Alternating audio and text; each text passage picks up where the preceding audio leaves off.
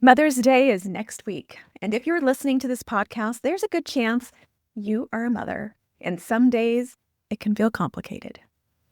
Maybe you're proud of who you are as a mother. Maybe you're also quietly exhausted. Maybe you're trying to celebrate something that honestly, some weeks has felt less like a gift and more like a weight you carry alone. We are not going to gloss over that today. We're going to talk about motherhood, the sacred parts and the hard parts, because they're not actually opposites. They live in the same life.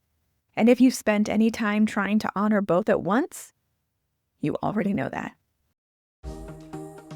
Welcome back to Supporting Physician Spouses. I'm Kendra, and Mother's Day is this week. And I want to be honest about what that means, not just the flowers and the cards and the Instagram posts, but the actual felt experience of motherhood for women in our world. Because Mother's Day can be the one day a year when you feel genuinely celebrated by the world that often takes mothers for granted. And it can also be the loneliest Sunday of the year, sometimes both in the same afternoon. So that's what this episode is. It is going to be honest. It is going to be grounded. We're going to talk about the hard things like isolation, the identity questions, the quiet resentments, and we're also going to talk about the joys too, the real kind, not the performed kind. I have 5 children and have been a mother for 21 years. That's a long time.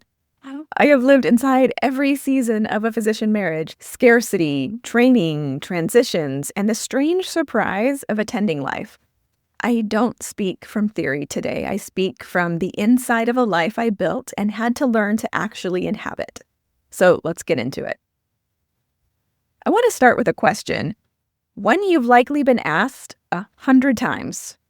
And I want to sit with it today, not because it's new, but because of what it does to us when it lands. 4 words. What do you do? It's an icebreaker. It's standard social protocol when you meet somebody. And if your answer involves motherhood as your primary role, if you don't have a career title to offer, those 4 words can hit like a quiet indictment. Because the expected answer is a title, an organization, something the world recognizes as contribution. And when you say, I'm a mother, there's often this flicker in the conversation. A pause where a follow-up would have been, an almost imperceptible shift, and then they move on. A number of years ago, I read a book called I Am a Mother by Jane Clayson Johnson. And the thing that has stayed with me, the thing that I carry from that book, is her learning to welcome that question, to feel genuinely settled when she answers it, to say without apology and without qualification, with real conviction, I am a mother. Not just a mom, not I'm home with my kids right now, but I am a mother as a complete answer with the same quiet authority you'd use for any other significant work. And when I first encountered that, I thought, I want to feel that, but I don't feel that. What I felt instead was pride that I was doing it, and also this undercurrent of, am I disappearing? Is this the whole answer?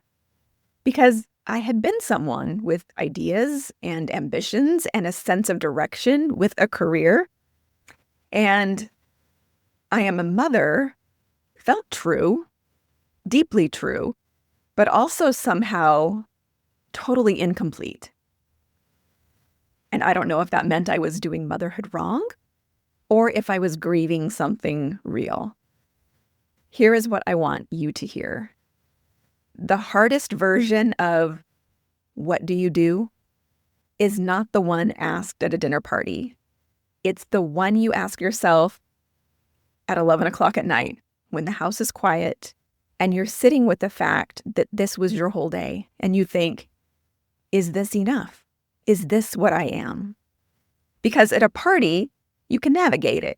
You can say the words gracefully, and move on to another question. But when it's you alone trying to locate yourself, that costs you something.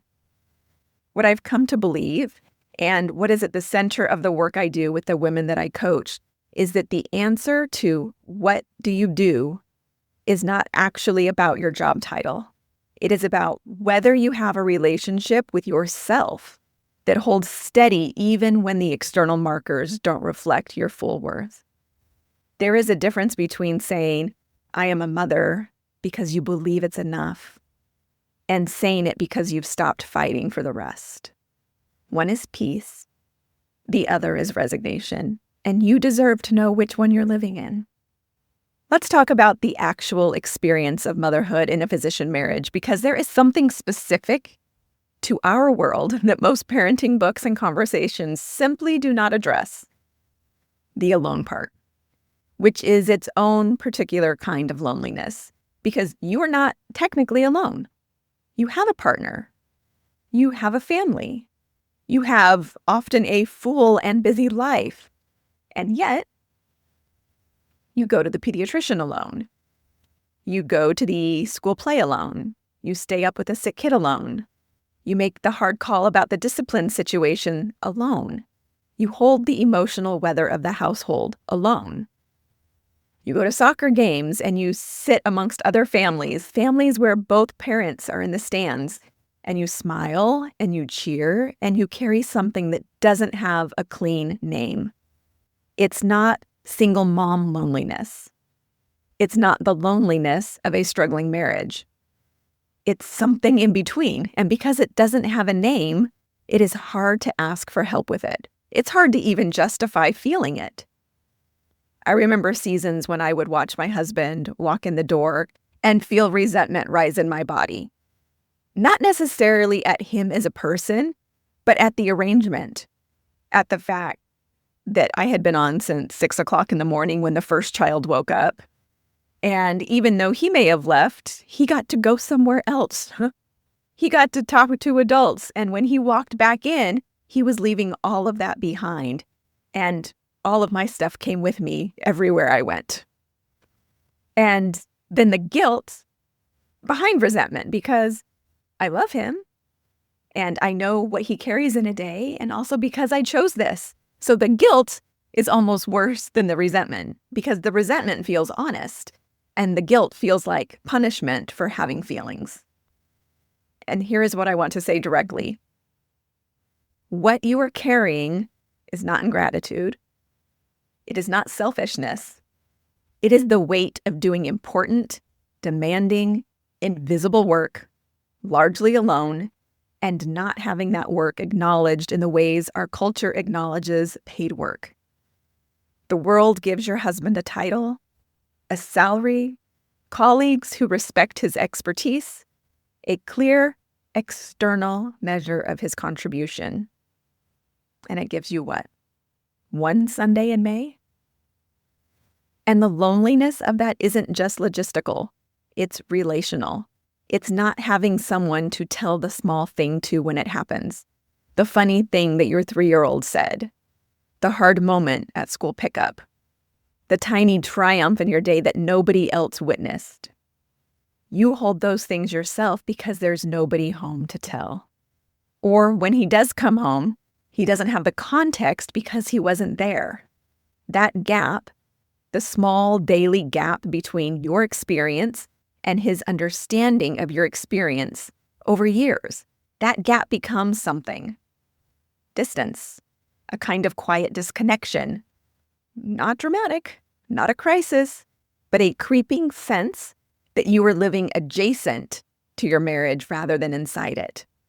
I lived there longer than I want to admit. And I want you to know, if that resonates, you are not alone.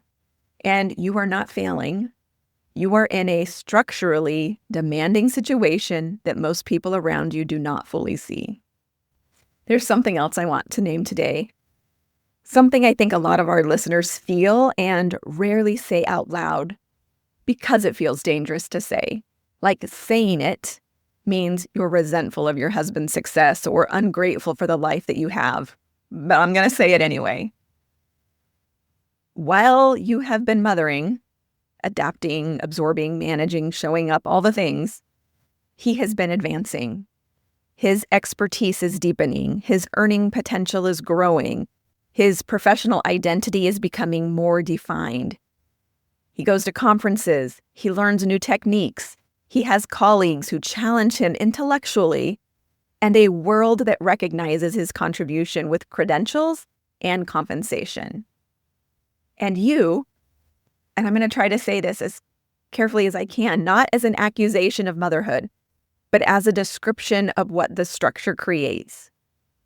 Your exposure to skilled knowledge has narrowed. Whatever intellectual life you had before medicine, a career, graduate school, professional development, a field that you love, that has been either deferred or set aside, for some indefinitely. And your earning potential, if you were to re-enter the workforce or enter it for the first time, you would be behind. And not because you're not capable, but because the years you gave to your family are not legible in the market in the same way. Every year that passes, that gap widens, while his widens in the other direction. And this is not a flaw in your character. It is not a flaw in his character. It is a structural reality of the season your family has been in. And it is real.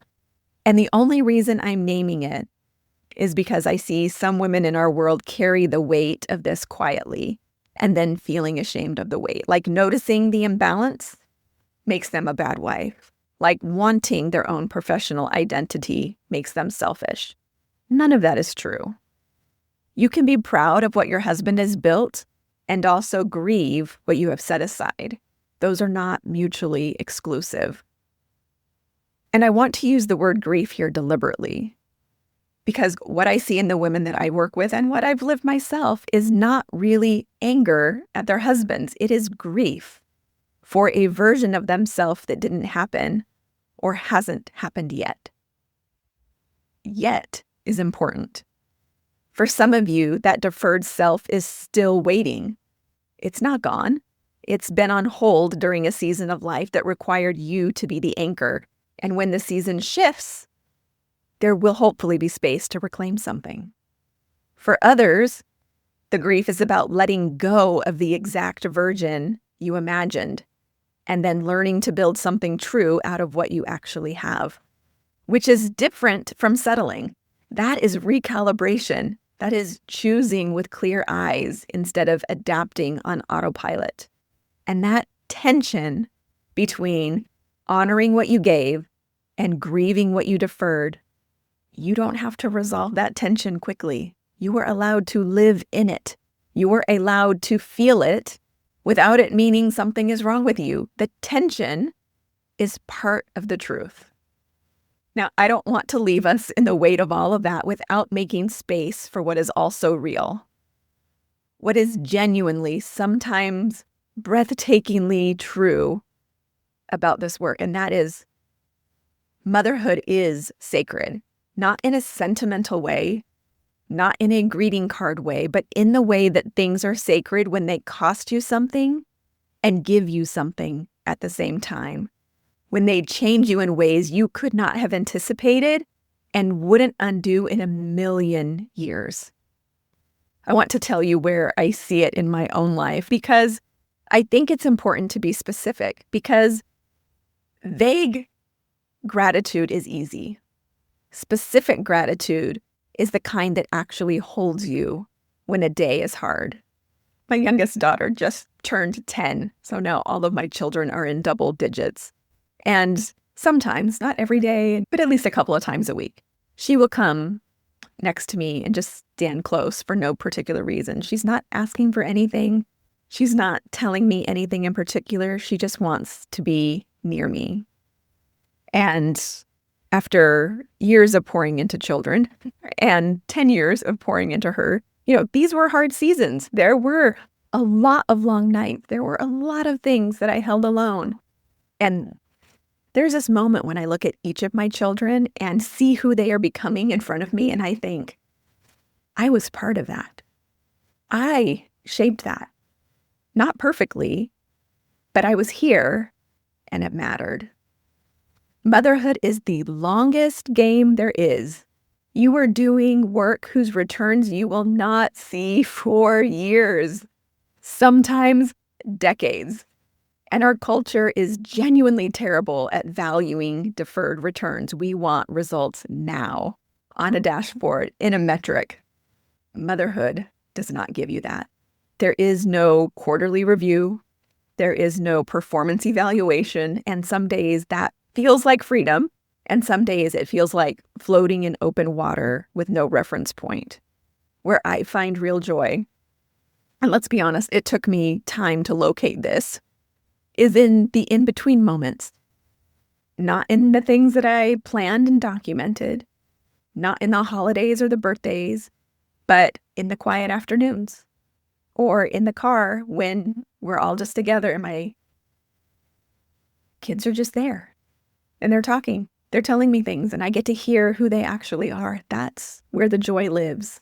Not in the curated version of family life, but in the ordinary moments. But here's the thing. If you are in survival mode, it is so easy to miss those ordinary moments because you're managing everything. You're getting through it. You're bracing for what comes next. You're not inside of it. That is the real cost of survival mode for mothers. Not that it makes you a bad mother, because it doesn't, but it creates a kind of glass between you and the life you're in. You can see it, you're present for it, but you're not fully inhabiting it. And what I genuinely want for the women listening to this is for you to be fully inside your life. Not just managing it, not just enduring it, not performing it, but actually inside it. Because that's where the joy is. Not after the kids grow up. Not after his schedule changes. Not after you figure out your next chapter, but here, in this, with all of its imperfection. Motherhood as something you choose rather than something you white knuckle through. That is a different experience of the same life. I also want to be honest about something before we close out.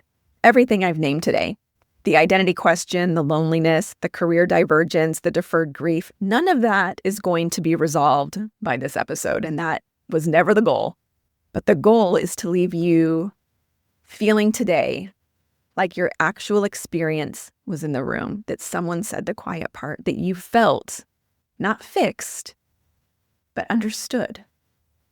If you've been nodding along for any part of this conversation, if the isolation resonated, or the career divergence, or that late night question of, is this who I am?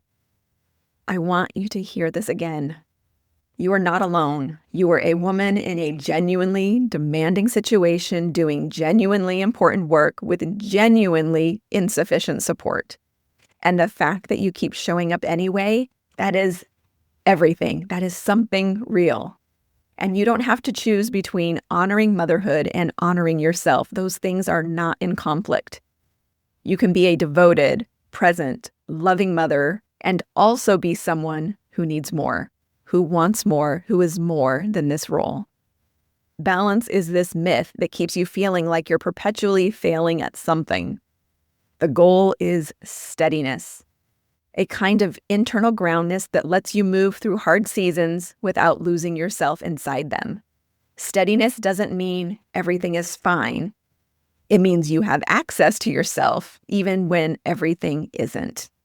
If anything we've talked about today hit something in you, if you are ready to stop white-knuckling your life and start actually living inside it, I want to invite you to reach out. The work I do with physician spouses is exactly this. It is recalibration. It is untangling who you are from who you've had to be. A good place to start is with a consultation. I would love to meet with you. In the show notes, I will include a link for a free call with me, one-on-one, just you and me for an hour. We get to talk. We get to figure out where you are, where you're trying to go, and the steps that you need in order to get there. And if that feels a little bit like too much, if you're not ready for that yet, there's a free guide, Life After Survival Mode, also linked in the show notes. It is a gentle first step. Okay, that is the episode for today. If this one spoke to you, if you've heard yourself somewhere in it, please share it. Share it with a physician spouse you love, with a friend who's in a hard season, with someone who needs to feel less alone heading into this week. And as always, the show notes have everything we mentioned today. Before I go, I want to say one more thing. You are doing something real, something that matters in ways the world does not always see, measure, or celebrate. And you were allowed to need it to be recognized, not just once a year, but in your own life, in your own interior, every single day. That recognition starts with you. Happy Mother's Day. Until next time, take up space. You've earned it.